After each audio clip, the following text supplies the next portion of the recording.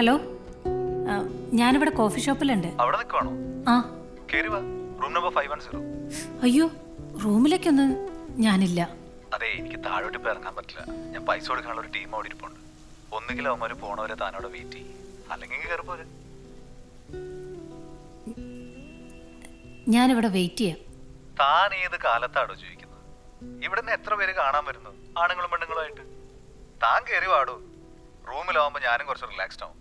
നമുക്ക് 2 പാട്ടൊക്കെ പാടി അങ്ങ് ഇരിക്കാന്നേ. ഓക്കെ.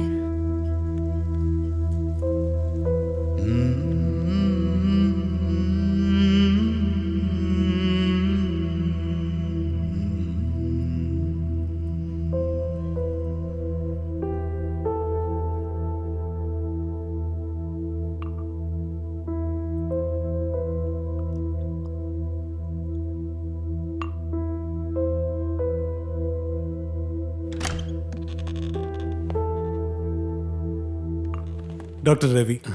അറിയാം. നമുക്ക് അങ്ങോട്ടിരുന്നാലോ? ഇവിടെ അത്ര കംഫർട്ടബിൾ ആവില്ല. ഓക്കെ. സോറി ഡോക്ടറെ, ഡോക്ടറുടെ റൂമിലിരുന്ന് സംസാരിക്കുന്നതിൻ്റെ ഒരു ചടപ്പും ചമ്മലും ഒഴിവാക്കാനാണ് ഞാൻ ഇങ്ങോട്ട്. അതിനെന്താ, ഒരു കുഴപ്പമില്ല. ബാത്റൂമിൽ വരെ ഇരുന്ന് ആൾക്കാരുമായിട്ട് സംസാരിച്ചിട്ടുണ്ട് ഞാൻ. വെറുതെ സംസാരിക്കുക, അതാ എനിക്കും വേണ്ടിയേ. ഞാൻ പേഷ്യൻ്റൊന്നുമല്ല കേട്ടോ, അറിയാമല്ലോ. എൻ്റെ അടുത്ത് വരുന്ന ഏകദേശം എല്ലാ ആൾക്കാരും വെറുതെ സംസാരിക്കാൻ വരുന്നവരാ, പേഷ്യൻസ് ഒന്നുമല്ല. ബോബി ഡോക്ടർ പറഞ്ഞായിരുന്നു, അതാ സാറിന് തന്നെ.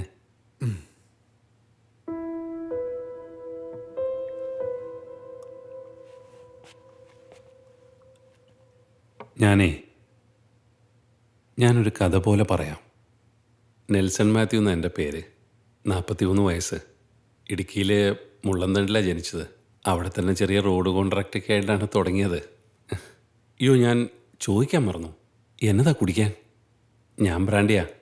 ഒന്നും വേണ്ട, അല്ലെങ്കിൽ ഒരു നാരങ്ങ വെള്ളം നിർബന്ധമാണെങ്കിൽ. ജയ, കിട്ടുവിനോട് പറഞ്ഞിട്ടേ ഒരു ഫുൾ നാരങ്ങ പിഴിഞ്ഞ് ലൈം ജ്യൂസ്. ആ, സ്ഥിരമായി വരാറുള്ള സ്ഥലമാണെന്ന് തോന്നുന്നു. ഇതെൻ്റെ ഹോട്ടലാണ്. ഓ, അതറിയില്ലായിരുന്നു. ഇന്ന് 1-ാം തീയതിയല്ലേ? കേരളത്തിൽ ഇന്ന് ഏറ്റവും സ്വസ്ഥമായിട്ടിരിക്കാൻ പറ്റിയ സ്ഥലം ഇതാ. അതാ ഞാൻ ഇങ്ങോട്ട്. യെസ് നെൽസൺ, പറയൂ. നല്ല ജീവിതമായിരുന്നു സാറേ. ചെറിയ നിലയിൽ നിന്ന് കയറി കയറി വന്ന് ഇങ്ങനൊക്കെ ആയി. നല്ല വരുമാനം, നല്ല ഭാര്യ, കുട്ടികൾ, നല്ല വീട്, കാറുകൾ, എല്ലാം നല്ലതായിരുന്നു. ഓ, ഐ എം സോറി, ഞാൻ സൈലൻ്റ് ആക്കാം. അല്ലല്ല, എടുത്തോ, സംസാരിച്ചോ, കുഴപ്പമില്ല. അങ്ങനല്ല, അത് പാടില്ല എന്നാണ്. പറയൂ. 2 മാസങ്ങൾക്ക് മുൻപാണ്, കൃത്യമായി പറഞ്ഞ കഴിഞ്ഞ ന്യൂ ഇയറിൻ്റെ അന്ന്, നമ്മുടെ ഇവിടെ ഹയാത്ത് ഹോട്ടലിൽ വെച്ചൊരു പാർട്ടി. അവിടെ വെച്ച് ഞാൻ നമ്മുടെ ആക്ടർ അർജുൻ ദാസിനെ പരിചയപ്പെടുന്നു. ഞങ്ങൾ പെട്ടെന്ന് അങ്ങ് സെറ്റായി. പുള്ളി ഇടുക്കിക്കാരനുമാണല്ലോ. എനിക്കും ചെറിയ ആരാധനയൊക്കെ ഉണ്ടായിരുന്നെന്ന് കൂട്ടിക്കോ. അയാളുടെ ഈ മിമിക്രിയും ചിരിയും തമാശയും. എന്നേക്കാൾ കൂടുതൽ സെറ്റായത് പിള്ളേരാ. അവർക്ക് വലിയ ഇഷ്ടം.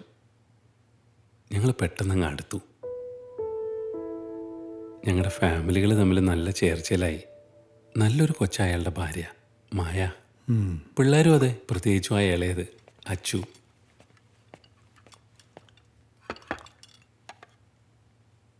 താങ്ക്സ്.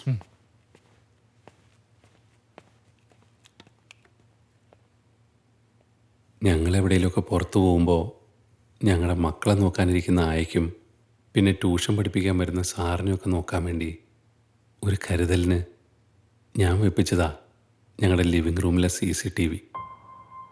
പിന്നെ അതവിടെ ഇരിക്കുന്ന കാര്യം ഞങ്ങളങ്ങ് മറന്നു. ബെഡ്റൂമിലൊന്നും അല്ലല്ലോ. കഴിഞ്ഞ ആഴ്ച അതിൻ്റെ കമ്പനിയിൽ നിന്ന് ആനുവൽ മെയിൻ്റനൻസിന് വന്നപ്പോൾ വെറുതെ ഒന്ന് ഓടിച്ചു നോക്കിയതാ അതിൽ റെക്കോർഡായ വീഡിയോകൾ. ഞാനില്ലാത്ത സമയങ്ങളിൽ എൻ്റെ കുഞ്ഞുങ്ങൾ സ്കൂളിലായിരിക്കുമ്പോൾ ഈ അർജുൻ ദാസിൻ്റെ ഭാര്യയെ കാണാൻ വരും.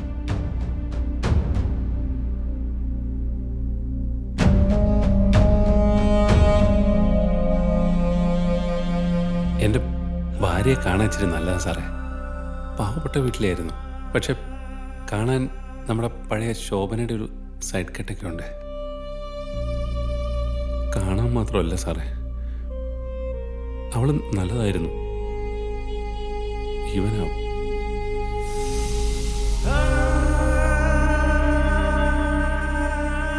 ഞാൻ വലിയ നിറവൊന്നുമില്ല കാണാനും. അവൻ സിക്സ് പാക്കാ, ഗ്ലാമറാ, തമാശയൊക്കെ പറയും. പക്ഷെ ഞാൻ നല്ലൊരു കെട്ടിയോനാ സാറേ, നല്ലൊരു അപ്പനും. അതിനി ആരൊക്കെ എന്തൊക്കെ പറഞ്ഞാലും അതങ്ങനെ തന്നെ. ഈ 2 മാസം കൊണ്ട് അവൻ എൻ്റെ അടുത്ത സുഹൃത്തായതാ. എനിക്ക് വലിയ ആത്മാർത്ഥതയായിരുന്നു സാറേ. അവൻ എന്നോടിങ്ങനെ, ഞാൻ അവനൊരു കൂട്ടുകാരനായിട്ട് കണ്ടതല്ലേ.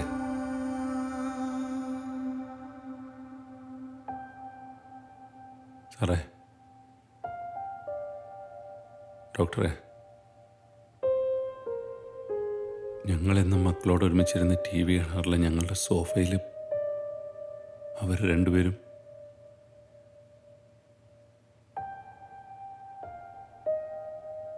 എൻ്റെ സോഫയല്ലേ, ഞങ്ങൾ രണ്ടുപേരും ഒരുമിച്ച് പോയി വാങ്ങിച്ച സോഫയാ. ഇവിടെ അടുത്തുനിന്ന് എൻ്റെ ബെഡ്റൂമിലവൻ, എൻ്റെ ബാത്റൂമിലവൻ കുളിച്ചിട്ടുണ്ടാവും. ഞങ്ങളുടെ ടൗണിലും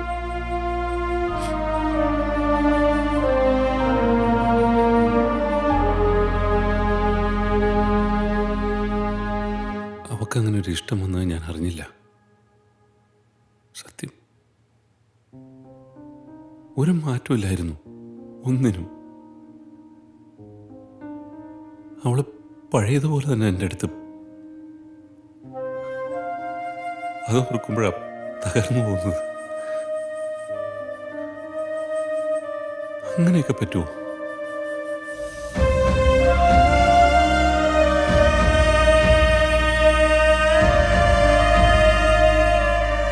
പിള്ളേരുടെ കാര്യം ഓർക്കുമ്പോഴാണ്.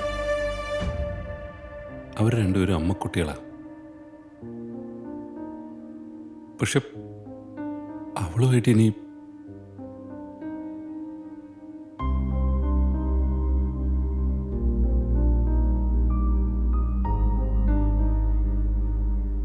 അവക്കിപ്പോ അവൻ്റെ മണോ?